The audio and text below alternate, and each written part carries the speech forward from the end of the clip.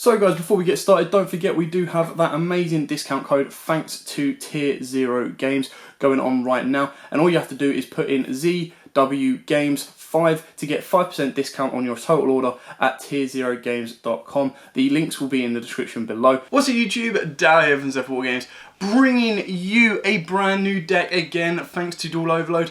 And this time, it is the one, the only, the beautiful DarkLords. Now, DarkLords are absolutely amazing in the sense that their artwork, in my opinion, is some of the best in Yu-Gi-Oh! And I finally got hold of Condemned DarkLord, sorry, in order to complete the deck and do the profile for you. So before we get started with this profile, please smash that like button. All of the likes and subscribes that you guys provide us to the channel shows us so much support and allows us to keep doing what we are doing, especially in this isolation period. We want to still provide you with as much entertainment as possible. Even though you'll be dueling online, it still allows you to test out decks that you might not have previously played or used, and then some of these are actually really cheap, so it does give you the option to play something different online for free. And then if you're like, oh, that was really cool, I want to physically build it, you can go out and get physically build them or order them online, test hands, get used to it. And in this period of isolation, once you come out the end of it, you should be a pro in any deck that you choose to focus on. With that all said and done, let's move on to today's profile for DarkLords. So like I said, DarkLords is one of my most favourite decks. I mean, you've got Tellers, you've got Dark Magicians, and then DarkLords. They're certainly in my top three. So cool. The artwork is stunning. It's a shame that they're all high levels because they have a big tendency to brick hard, which is why they also got given the nickname of Bricklords. The new card, Condemned DarkLord, is insane. Very cool. It allows you to play one of my favourite cards in the deck, and that is a Morningstar. Now, Morningstar is, again, one of the nicest looking cards in all of Yu-Gi-Oh! In my opinion. Now, it would look a little bit better if it popped a bit more and the colour popped a bit more. Like, just imagine this in Ulti and the amount of detail you could get out of it. But it is one of the nicest complete cards, in my opinion. Regardless, this card is insane for the deck itself. So it requires 2 fairy monsters. You tribute summon fairy monsters that require 2 tributes, so mainly Morningstar, by banishing monsters from your graveyard instead. It is still treated as a tribute summon. You can discard 1 card, take 1 DarkLord monster from your deck, and either add it to your hand or send it to the graveyard. You can only use the effect once per turn, and then once per turn during the end phase, gain 500 life points for each fairy monster on the field.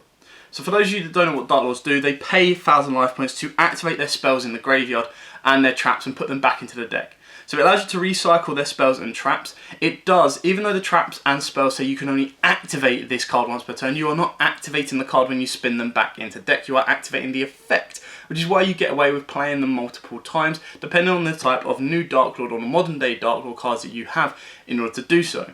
Again, this is one of the decks that did not actually get affected by Master Rules, it just had that tendency to brick. With that said and done, let's take you through the profile and show you exactly what we have for this DarkLord deck. So you do play 3 of the main card, and that is DarkLord Yugioh.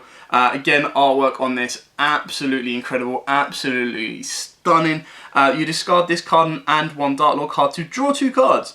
During either player's turn, you can pay 1,000 life points, then target 1 DarkLord spell or trap in your graveyard, apply that target's effect, then shuffle that target into the deck. Only use the effect once per turn. And you can only special summon an Yugioh once per turn as well. We've then got triple DarkLord Superbia. So DarkLord Superbia and Yugioh go hand in hand. So the idea is you use Yugioh's effect to send herself and a Superbia to the graveyard to draw 2 new cards, and you ideally get into your DarkLord Contact. Contact then brings back your Superbia, and Superbia then brings back your Yugioh. Instantly, if you've got another DarkLord on board, Yugioh can spin Contact back into the deck and basically Monster Reborn it itself.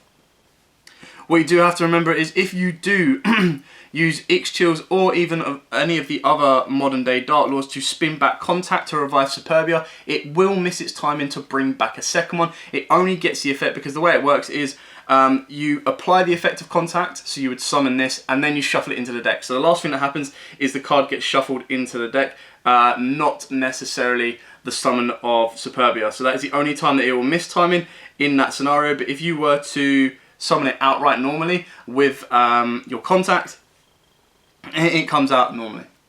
Then we play triple DarkLord Nasten. Again, this card is really cool and powerful in the deck, and it's more required now. So you discard 2 other DarkLord cards, special summon this card from hand, During either player's turn, you pay 1,000 life points to target a DarkLord spell trapped in the graveyard, spin it back, and apply its effects. Again, you can only special summon Nasten once per turn this way. Triple DarkLord Ukobak. This is the only normal summon of the deck. If this card is normal or special summoned, you send one DarkLord card from your deck to the graveyard. 9 times out of 10, you're sending one of the spells or the traps just to fill out the graveyard. You then use one of the modern day DarkLords to spin it back into the deck and regain that effect. So that allows you to get more monsters on the board, go into your condemned DarkLord should you then want to go with it. But the issue is, once you've done that, you can't then use DarkLord's effect to tribute summon because you've already used your normal summon on Ukobak. Then for the one-offs, we play the one DarkLord Zarata, your quick play, your Raigeki, and you can special summon him, or you can tribute summon this monster by treating one dark monster instead if you have 4 or more dark monsters in your graveyard.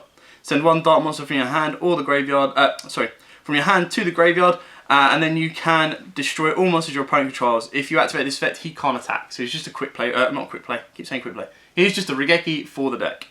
We've then got the one DarkLord Umdusk. Discard this card and one DarkLord card to target one DarkLord card in your graveyard and add it to your hand. During your player's turn, pay 1,000, spin one back and gain the effect. The one DarkLord Teska Lapoka, I think I've probably butchered that one. Again, even though this one looks freaky as hell, it's still a really, really nice looking card. And this is what I mean, all of these look really, really nice. So if a DarkLord monster or monsters you control would be destroyed by battle or card effect, you can discard this card instead. During each player's turn, again, pay 1,000 life points, target DarkLord spell trapped in the graveyard, gain its effect and shuffle it into the deck. And then the Mac Daddy himself, the one DarkLord Morningstar, absolutely love this card. It was harder to play previously because you did actually have to hard summon him. You needed to get 2 monsters on the board, you have to tribute them off. Now you can use Condemn Witch, you start banishing your stuff in the graveyard, which does mean you can put Dark Arm Dragon in here because you control your graveyard massively, but we do choose to play the Christio. Now going back onto Morningstar, so if this card is tribute summoned, you can special summon DarkLord monsters from your hand and or deck up to the number of effect monsters your opponent controls. While you control another DarkLord monster, your opponent cannot target this card with card effects. Once per turn, you can send cards from the top of your deck to the graveyard equal to the number of DarkLord monsters on the field, and if you do, gain 500 life points for each DarkLord card sent to the graveyard by this effect. So, not only does he work the same as Condemned DarkLord by gaining some life points back, but the idea is he is a 3k beater, he is your boss monster, and he does allow you to special summon more DarkLords from your deck. So he is a way of unbricking as well. Moving on to the spells, we play Triple Banishment. This is your searcher, so you add one DarkLord card from your deck to your hand. So 9 times out of 10 you're going to go into Banishment and then search out your contact if you haven't got it already. Otherwise you're going to search out your Yugioh or anything else that you might need. Again, look at the artworks on these cards, like Contact. I'm pretty sure that's like Nasten walking up the stairs to heaven, and it's all about heaven and hell, and it's just, oh, so good. And then you've got your Undus there, and it's just the tree. I think this is like the Tree of Life. It's just, ooh, I mean, this is what I mean. The artwork of this deck is absolutely amazing. Triple Allure of Darkness. So these are our draw cards now. Triple Allure of Darkness, double Trading, and double Pot of Desires. So for the trading, I think you've got 3, 6... I think you've got like 5 targets, which is why we only play 2. Allure of Darkness, everything is dark, and then Desires because Desires is Desires. Simple as that. We've then got our protection cards of triple Instant Fusion. I'll explain Instant Fusion when we get to the extra deck. Double Call by the Grave. Now I cut out a Call by the Grave for Instant Fusion. This is mainly set for Master Rule 5 because of what Instant Fusion can do for you. If in Master Rule 5 Instant Fusion gets banned or doesn't make it, you put Call by the Grave up to 3, you put Desires back up to 3 as well. And then we've got the Revival of Monster Reborn. Then for the DarkLord cards, we've got 2 DarkLord Rebellion. Again, look at this artwork. Look at it.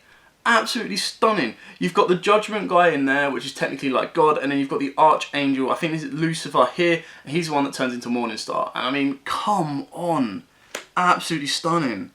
So you send one DarkLord monster from your hand or face up from your field to the graveyard, destroy one card in the field, non-target destruction. And then of course, when this is in the graveyard, you do not have to pay its cost of sending a DarkLord. You pay 1,000 life points and you apply the effect. The cost is to send. The application of the effect is to destroy. So you target this in the graveyard, you pay 1,000 life points, you destroy one card in the field, you spin it back into deck without having to send or discard. So again, very, very powerful. And then we play the one DarkLord Enchantment, which is basically your mind control for the deck as a trap form. So you send one DarkLord monster or again spin it into the deck. Take control of one face-up monster your opponent controls until the end of this turn. And then finally, the newest trap card of the deck, and that is the Sanctified DarkLord. Again, even as a non-foil, it looks stunning. Look at the archways. I would have loved to have seen this in a secret. Look at the archways in the background. You've then got the Judgment guy, or God, there, and then I'm pretty sure that's Nasten right there being judged. Like, I mean, come on. Send one DarkLord monster from your hand or face up from your field to the graveyard. Negate the effects of one effect monster on the field. Only use the effect once per turn. And if you do, gain life points equal to its attack. Again, the only reason you need to play one of this is because you send it to the graveyard, you pay 1,000, you spin it back, you gain back that life points and negate a card. If you do have this set on the field, you activate it, send one DarkLord monster, send it to the graveyard, and then you can spin this back into deck and negate. So you can negate twice per turn. Very, very good. That is it for the main deck. Like I said, I'm in love with this deck. Absolutely stunning, absolutely love it. Then for the Link monsters, the brand new Condemned DarkLord. Very, very cheap, very, very easy to get hold of. 2 fairy monsters, which is his biggest issue, because if at any point you're locked into like Zombie World, you can't make it. But you can tribute some fairy monsters that require 2 tributes by banishing 2 monsters from your graveyard instead of tributing them. Believe it or not, Yugioh is a fairy. Now I'm just going to check. I'm pretty sure it can be normal summon, can't it? Yeah. So, you know, you can actually just hard summon a Yugioh. Nice. What is Vanity's ruler? Vanity's ruler is a fairy as well. Nice! You can put Vanity's ruler in the deck. I've only just thought of that. Because I know Vanity's Fiend is a fiend. So Vanity's ruler is quite a good one as well, because it stops your opponent's special summoning, but not you. So that could be another good one instead of Yugioh. Which is just a level 8 target. So is Vanity's. So, entirely up to you. Anyway, you can discard 1 card, take a DarkLord monster from your deck and either add it to your hand or send it to the graveyard. You can only use the effect once per turn and then gain 500 life points in the end phase depending on the number of face-up fairy monsters on the field. Then for our other support Link monsters, we've got the IP Masquerena to go alongside your Nightmare Phoenix and your Nightmare Unicorn, alongside with your Appaloosa Bow of the Goddess and your Buster Blade Art Soldier of Chaos. This can be a broadsword if you want. You just play a lot of high level monsters, so you can go into this one quite easy, and this is a nice protection for like Ib to come off of. Then for the XYZs, you play 1 level 7, so it can be anyone you want. I've gone with Red Eye's Flare just because I like burning over Big Eye. And then for your rank 8s, you've got your Dingrisu, one of the best ones to kind of just non-target send or protect should you need to. Your Hope Harbinger for your spell negation, and your Galaxy Eyes Photon Lord for your monster negation. Then we move on to what could either be the Tarantulas, which is what I love, or it can be the Train. So you can have Gustav Max and Ibli, or I've gone with Pain Gainer and number 77. So you can use this using a rank 8, 9 or 10 dark monster. So you've got your Dingrisu there, and you've also, so is it just Dingrisu? I think it's just Dingrisu. Yeah. So you use your Dingrisu and you can go into Pain Gainer. So Dingrisu can protect or send. Then you go into Pain Gainer. With 2 or more XYZ materials, so even if you don't protect, so you just send, as long as you've got 2 materials, you go into this one. This card gains attack and gains defense, equal to the combined ranks of all XYZs you control times 200. While this card has XYZ material, each time your opponent activates a spell or trap card, inflicts 600 damage to your opponent immediately after it resolves. Once per turn, detach 1 material from this card, destroy all face-up monsters your opponent currently controls, with defense less than or equal to this card, so it's a nice board wipe. Then you can actually rank on top of this using a rank 10 or 11 Dark XYZ, which is exactly what this is. If summoned this way, the following effects cannot be activated this turn. Once per turn, detach 2 XYZs from this card, then banish as many special summon monsters your opponent controls as possible, then attach one of those banished monsters to this card as XYZ material. If this face-up card on the field would be destroyed by a card effect, you can detach 1 material instead. So it's just a nice 4K, banish, boom, off you go. So it's entirely up to you on which route you want to go. And then our instant fusion targets are Thousand Eyes and Millennium Eyes. So Millennium Eyes is just more of a consistent thing. Like you saw in the profile, we do a heck of a lot of drawing.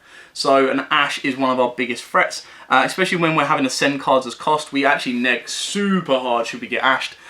Another thing that can be very, very dangerous is something like a DD Crow or a Call by the Grave. So you could actually put in Ghost Bell if you wanted to into deck as well. Thousand Eyes is another one that goes game 2. So in Master Rules, or Master Rule 5, this is where they're more prominent. Because you make this, put it in a zone that's way out of the way, and just absorb one of your opponent's monsters. This one, you put it as a zone way out of the way, and it just protects you for the low cost of 1,000 life points. It just protects you from being hand trapped that turn, technically, unless they've got multiple hand traps in their hand. It still gets threatened by Imperm, but that's what everything does anyway. If you want to be playing this in the next coming weeks, or the next, like, I think we've got a week and a half before we hit Master Rules, then you can take these out and put in any kind of, you can put the trains in this place here, and you take the instant fusions out, put up your Call by the Grave, and put up your Desires. But with that said and done, that is the profile. Like I said, I love this deck. It's not the most practical. It can get you some very, very powerful wins. It can get you a lot of OTKs as well. And the trap cards, the spell cards are all insane. All beautiful cards. You know, and it's one of my fun decks, like I said. It is competitive. You can, like I said, catch some guys or some people off guard, get you some nice cheeky wins off of that one as well. But it's not something that I'm going to say is top meta, because it hasn't really changed from Master Rule 4 to Master Rule 5. Nothing massive has happened. It just means that they've got a bit more space to play around with, and Condemned DarkLord just makes it a little bit easier to get more in this start out. So you'll definitely have a lot of fun. They're definitely powerhouse cards that not a lot of people know how to deal with. So you'll get most of your wins from surprise factors and just absolute out-and-out beaters. With that said and done, thanks for watching. Don't forget to like, comment, subscribe, share. And until next time, guys, as always, happy dueling.